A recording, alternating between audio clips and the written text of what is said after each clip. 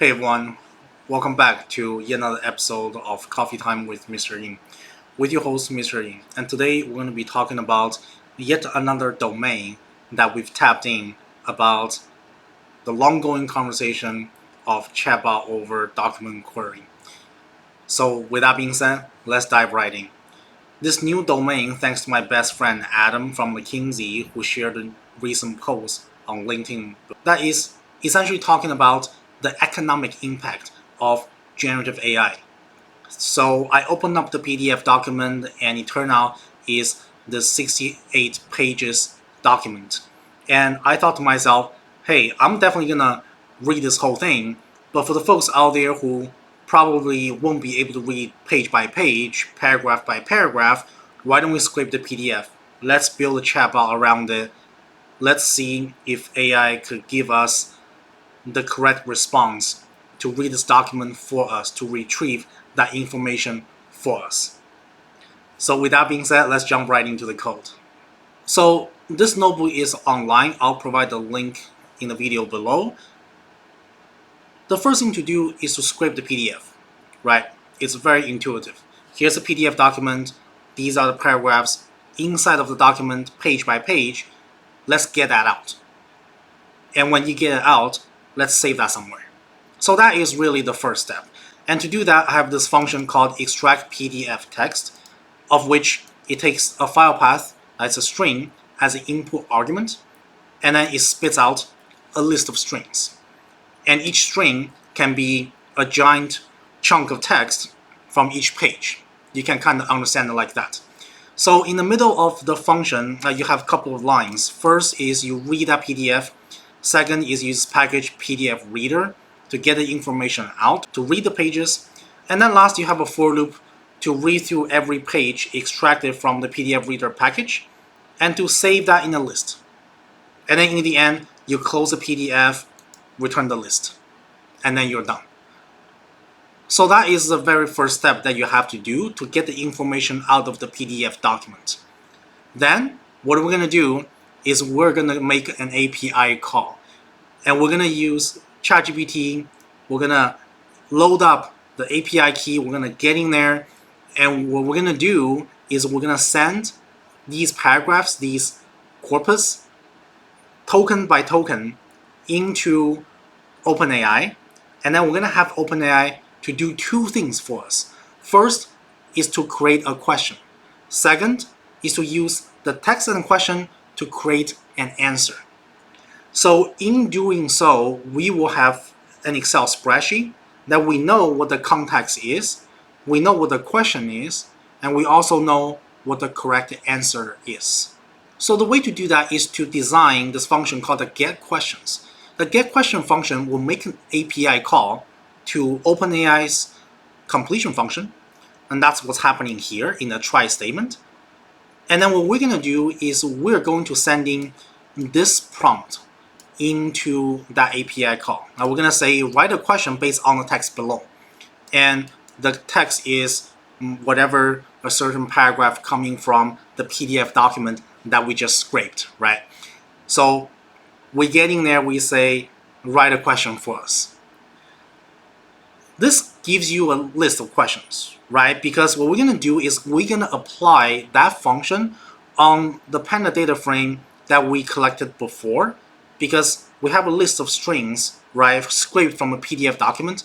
We save that in a Panda data frame, and now it's in a nice Excel spreadsheet format. So here, this function creates a new column that's called questions. And the questions is created based on the text from the PDF. So with that being said, now we have questions. The last step is to get the answers. So this is that second API call that I'm talking about here. We have a function called getAnswer function, of which we're going to make a second API call to OpenAI's completion function. And this is a prompt that we're going to enter. We're going to say, write an answer limited to one paragraph based on the text below. And then there's a question, and that defines what that question is. So in some sense, we tell OpenAI's completion function that don't just make something random up, right? you want to generate that answer, you want to generate that ground truth for reference based on the context and the question. So that is really the heavy lifting here, as simple as literally just typing that in the prompt. So really what we're doing is we're doing prompt engineering here. So that's what the function look like, and now you probably guessed, right? We're going to use another apply function to apply this get answer function over every single row of that Excel spreadsheet of that data frame that we used before. And that gets you a new column called answers. So there you go. You have context, you have question, you have answers. Now you have your database. If user asks a question, you are able to go through this list and look for the question that is most similar to what the user asks. And then you can use the context, you can use the question, you can use the corresponding answer, which you know what the ground truth is, to send that into ChatGPT and have ChatGPT to give you an answer back. In the sense that information is retrieved and chewed up and then reproduced by generative AI. So that is a backend, and that is how the system wired to produce that final answer.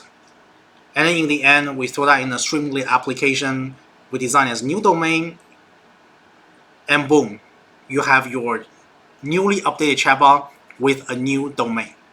So let's take a look at the front end. So this is what the front end looks like. It's fairly straightforward. On the left hand side, there's a sidebar. You can select different similarity function. You can select different model. You can select different domain.